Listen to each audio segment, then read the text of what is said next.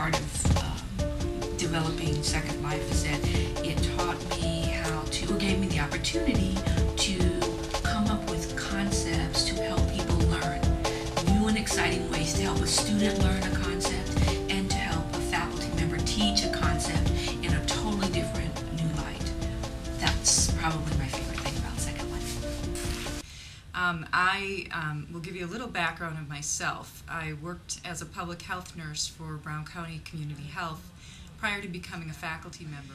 And so through my experiences, came to realize how important it is for students, nursing students, to truly gain an appreciation for the difficult position and decisions that someone who lives in poverty would have to face almost on a daily basis. And so I worked with the UW Extension. They were already putting together a face-to-face poverty simulation for community members, health professionals, and so we started offering poverty simulations face-to-face and included my students in those simulations, and the result was a very dramatic change in their attitude and their beliefs around the people who live in poverty and the difficult position that they faced. I was faced with the challenge that the program that we offer here is primarily delivered in an online format using D2L, and so offering a face-to-face poverty simulation would not serve this particular student group very well, and so began to explore the idea of what other platforms we might deliver this poverty simulation in. And fortunately, the UW nursing schools were able to obtain a grant called the Y-Techni grant, and one of the years, I believe it was 2008 and 2009, Second Life was the focus of that particular year's grant. So the wheels began to turn, and I started to think about ways that we could take the face-to-face simulation and put it into Second Life. I've had the great pleasure of working with the LTC staff, Leif Nelson, along with Kyle and Julie, some of the student workers, and our initial meetings were just to really talk about what is this whole idea or the concept behind a poverty simulation. And I think the light bulbs came on when I actually invited them to a face-to-face simulation so that they had the opportunity to come and attend and experience exactly what I was trying to convey. We ran we ran a pilot, and that pilot involved just a few students who met here on the UW Green Bay campus with Leif and Julie and Kyle, and it went very, very well. We got some very good feedback from them. I really hope that through this poverty simulation, the students really gain an appreciation for the difficult choices that individuals who live in poverty are facing. Hopefully through this they can appreciate the difficult choices and help connect people to resources who otherwise wouldn't be connected to them.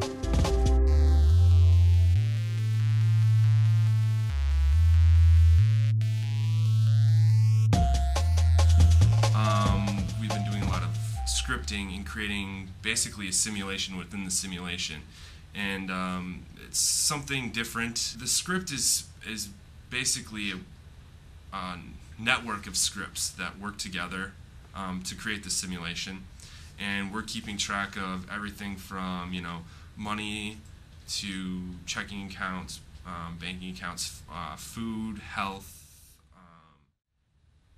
At the same time, we want to also make sure that we're simulating poverty, so we also include things that would help out people who may be in need, such as the WIC and unemployment benefits.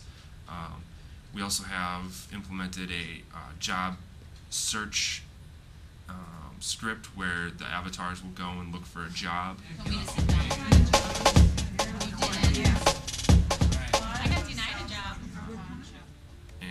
And a lot of these elements are very random, and that kind of goes throughout the whole simulation. When applying for a job, it's random whether or not they're going to be able to get a job, and we want to keep it that way because we want the user to feel the frustration. And at the beginning we worked a lot on actually building up the island, creating the 3D objects, and that was a lot of fun in the sense of, you know, playing architect and recreating some of the buildings here at UWGB. It's really allowed me to understand the structure of programming language and the concept of programming language. Even though they're all different, the structure and concepts are very similar. They aided me in a great deal. On the building side, it's really encouraged me and taught me a lot, because it's taught me how to think three-dimensionally and build three-dimensionally, when that's not normally something you think about when you're working in a program. So those two things have really helped me a great deal. I learned a lot from this. Basically, being at school here and still being in school, you know, we really don't get a chance to do like a real, you know, project of this size.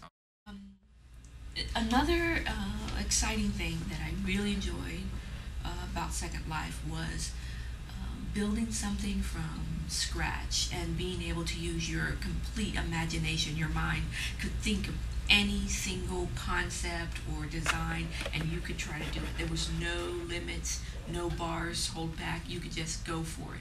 It was very useful for expanding your creativity and your imagination.